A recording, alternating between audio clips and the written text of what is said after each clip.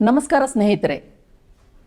ದ್ವೇಷದ ಅರಮನೆಯ ಮಾಲೀಕರ ಮುಂದೆ ಪ್ರೀತಿಯ ಅಂಗಡಿಯ ಮಾಲೀಕರು ಎದುರು ಬದುರಾಗುವ ಕಾಲ ಹತ್ತಿರ ಬಂದಂತಿದೆ.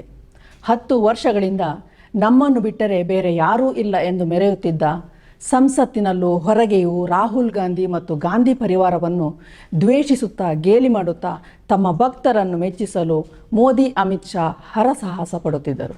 ಅದು ಅತಿರೇಕಕ್ಕೆ ಹೋಗಿ ಈ ಚುನಾವಣೆಯ ನಂತರ ರಾಹುಲ್ ಗಾಂಧಿ ವಿದೇಶಕ್ಕೆ ಹೋಗುತ್ತಾರೆ ಎಂದು ವ್ಯಂಗ್ಯವಾಡಿದ್ದರು.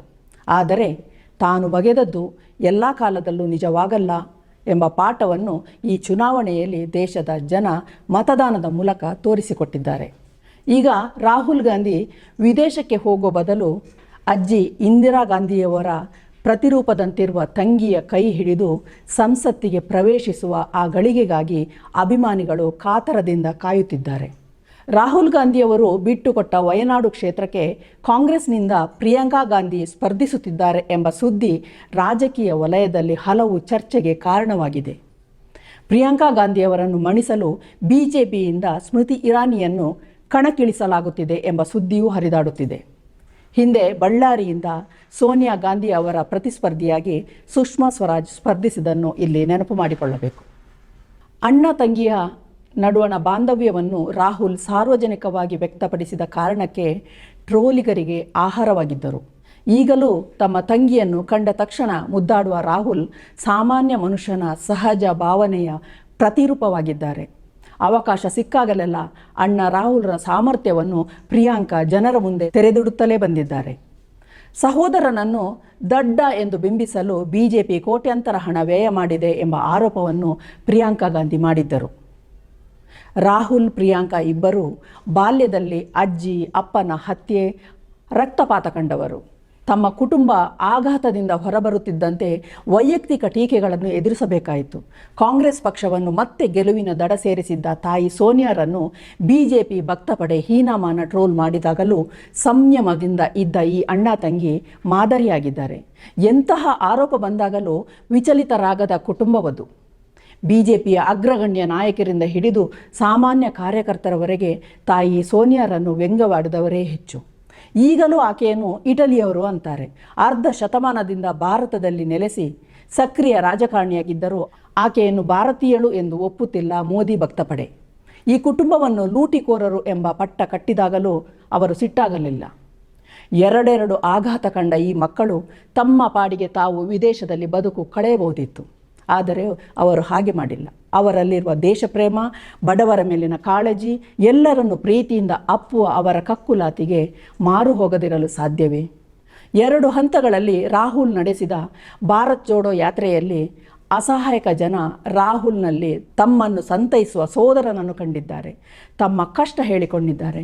ರಾಹುಲ್ ಅವರ ಬಿಸಿ ಅಪ್ಪುಗೆಯಲ್ಲಿ ದೇಶವೇ ಬೆಚ್ಚನೆ ಭಾವ ಅನುಭವಿಸಿದೆಯೋ ಏನೋ ಎಂಬಂತೆ ರಾಹುಲ್ಗೆ ಭರ್ಜರಿ ಬೆಂಬಲ ವ್ಯಕ್ತವಾಗಿತ್ತು. ಅದೀಗ ಚುನಾವಣೆಯಲ್ಲಿ ಪ್ರತಿಫಲಿಸಿದೆ. ಭರವಸೆಯ ನಾಯಕನೊಬ್ಬ ಸತತ 10 ವರ್ಷಗಳ ಹೋರಾಟದ ಮೂಲಕ ಉದಯಿಸಿದ್ದಾನೆ. ಆ ಹೋರಾಟ ವಿಜಯದಲ್ಲಿ ತಮ್ಮ ಮುದ್ದಿನ ತಂಗಿಯ ಪಾತ್ರವೂ ಇದೆ. ಅಣ್ಣನನ್ನು ಅಪ್ಪನಂತೆ ಬೆನ್ನಿಗೆ ನಿಂತು ಕಾಪಾಡಿದ್ದಾರೆ ಪ್ರಿಯಾಂಕಾ. ನಿಮ್ಮ ಯಾವ ಗೊಡ್ಡು ಬೆದರಿಕೆಗಳಿಗೆ ನನ್ನಣ್ಣ ಅಂಜಲ್ಲ. ನಮ್ಮ ರಕ್ತದಲ್ಲೇ ದೇಶಪ್ರೇಮವಿದೆ. ನಮ್ಮ ಕುಟುಂಬದವರು ಈ ದೇಶಕ್ಕಾಗಿ ಬಲಿಯಾಗಿದ್ದಾರೆ ಎಂದು ಮೋದಿ ಅಮಿತ್ ಶಾಗೆ ಖಡಕ್ ಸಂದೇಶ ನೀಡಿದ್ದರು. 2014ರಿಂದಲೂ ಪ್ರಿಯಾಂಕಾ ಗಾಂಧಿ ಕಾಂಗ್ರೆಸ್ ಪಕ್ಷಕ್ಕೆ ಪುನರುಜ್ಜೀವನ ನೀಡುವ ನಿಟ್ಟಿನಲ್ಲಿ ದುಡಿದಿದ್ದಾರೆ. 2019ರ ನಂತರ ಅಣ್ಣ ತಂಗಿ ಜೋಡಿ ದಣಿವರಿಯದೆ ಸತತ ಸೋಲಿನ ಕಹಿಯ ನಡುವೆಯೂ ದ್ವೇಷದ ಅಂಗಡಿಯ ಮುಂದೆಯೇ ಪ್ರೀತಿಯ ಅಂಗಡಿ ತೆರೆಯುವುದರಲ್ಲಿ ಯಶಸ್ವಿಯಾಗಿದ್ದಾರೆ. ಎಷ್ಟೇ ರಾಜ್ಯಗಳ ಚುನಾವಣೆಯಲ್ಲಿ ಸೋತರೂ ಈ ಜೋಡಿ ಧೃತಿಗೆಡಲಿಲ್ಲ. ಮೋದಿ ಅಮಿತ್ ಶಾ ಜೋಡಿ 2ನೇ ಅವಧಿಯಲ್ಲಿ ಈ ಕುಟುಂಬವನ್ನು ಕಾಂಗ್ರೆಸ್ ಪಕ್ಷವನ್ನು ಕಾಡಿದ ಪರಿ ಅಷ್ಟಿಷ್ಟಲ್ಲ. ಕಾಂಗ್ರೆಸ್ ಮಾಲೀಕತ್ವದ ನ್ಯಾಷನಲ್ ಹೆರಾಲ್ಡ್ ಪತ್ರಿಕೆಗೆ ಸಂಬಂಧಿಸಿದ ಹಳೆಯ ಪ್ರಕರಣದಲ್ಲಿ ಸೋನಿಯಾ ಗಾಂಧಿ ಮತ್ತು ರಾಹುಲ್ ಅವರನ್ನು ಇಡಿ ವಿಚಾರಣೆಯ ಹೆಸರಿನಲ್ಲಿ ರಾಜಕೀಯವಾಗಿ ಮಣಿಸಲು ವಿಫಲ ಯತ್ನ ಮಾಡಲಾಯಿತು.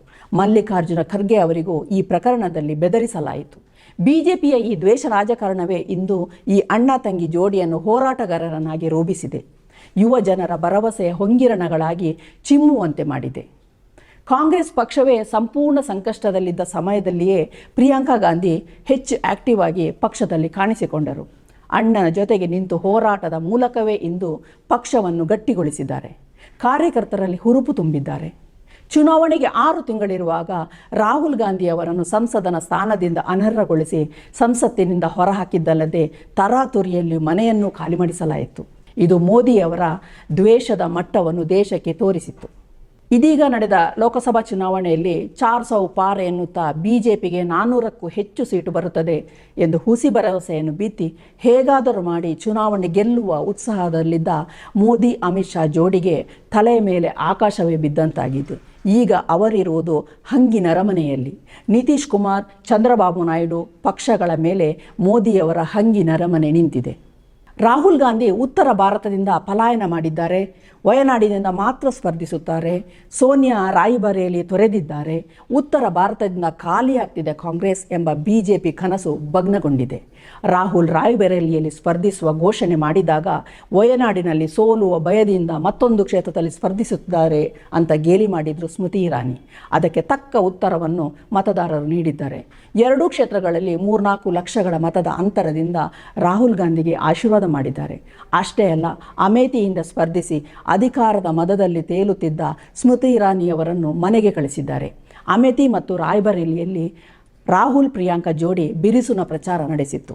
ಎಷ್ಟೇ ದ್ವೇಷ ರಾಜಕಾರಣ ಅವಮಾನ ಮಾಡಿದರೂ ರಾಹುಲ್ ಗಾಂಧಿ ಸಂಸತ್ತಿನಲ್ಲಿ ಮೋದಿ ಸರ್ಕಾರವನ್ನು ಪ್ರಶ್ನಿಸುವುದನ್ನು ಬಿಟ್ಟಿಲ್ಲ. ಒಂದು ವಿಷಯದ ಮೇಲಿನ ತನ್ನ ನಿಲುವನ್ನು ಎಂದಿಗೂ ಬದಲಿಸಲಿಲ್ಲ.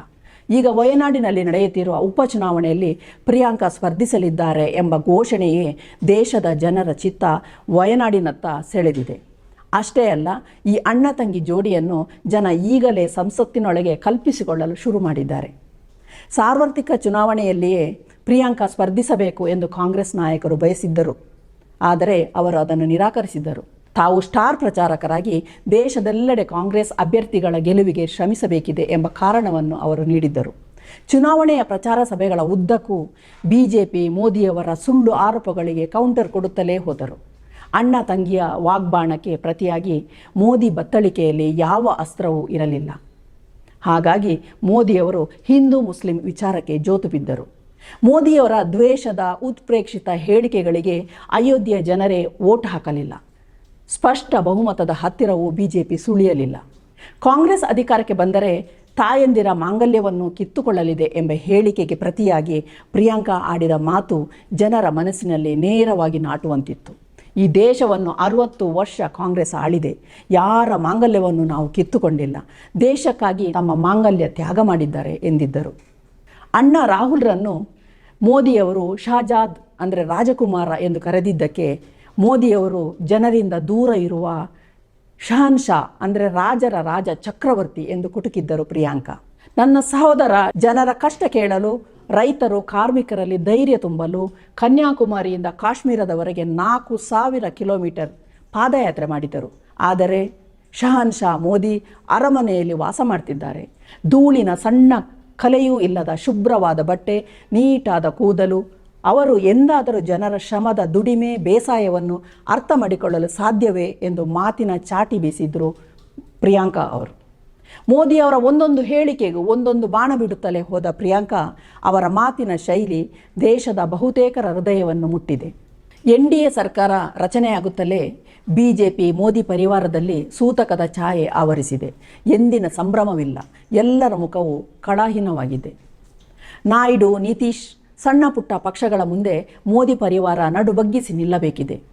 3ನೇ ಅವಧಿಯ 100 ದಿನಗಳಲ್ಲಿ ಏನೇನು ಮಾಡಬೇಕು ಎಂದು ಮೋದಿಯವರು ಧ್ಯಾನದಿಂದ ಎದ್ದು ಬಂದು ಮೀಟಿಂಗ್ ಮೇಲೆ ಮೀಟಿಂಗ್ ಮಾಡಿದರು. 1 nation 1 election, uniform civil code ಸೇರಿದಂತೆ ಬಿಜೆಪಿಯ RSSನ ಅಜೆಂಡವನ್ನು 3 ತಿಂಗಳಲ್ಲಿ ಮಾಡಿ ಮುಗಿಸುವ ಉತ್ಸಾಹದಲ್ಲಿದ್ದವರು. ಅದಕ್ಕೀಗ ಎಳ್ಳು ನೀರು ಬಿಟ್ಟಂತಾಗಿದೆ. ಈಗ ಮುಸ್ಲಿಮರನ್ನು ದ್ವೇಷಿಸಿದರೆ ನಾಯ್ಡು ಸಿಟ್ಟಾಗುತ್ತಾರೆ. ನಾಯ್ಡು ಈಗ ಆಂಧ್ರ ಪ್ರದೇಶದ ಮುಖ್ಯಮಂತ್ರಿ. ಚುನಾವಣಾ ಪ್ರಣಾಳಿಕೆಯಲ್ಲಿ ಹೇಳಿದಂತೆ ಹಜ್ ಯಾತ್ರೆಗೆ ತೆರಳುವವರಿಗೆ ತಲಾ 1 ಲಕ್ಷ ಸಹಾಯಧನ, ಮುಸ್ಲಿಮರಿಗೆ 4% ಮೀಸಲಾತಿ ನೀಡಬೇಕಿದೆ. UCCಯನ್ನು ನಿತೀಶ್ ಕುಮಾರ್ ಪಕ್ಷ ಬೆಂಬಲಿಸೋದು ಅನುಮಾನ. ಈಗ ಮೋದಿಯವರಿಗೆ ಬ್ಯಾಲೆನ್ಸ್ ಮಾಡಿಕೊಂಡು ಹೋಗುವುದಷ್ಟೇ ಉಳಿದಿರುವ ದಾರಿ.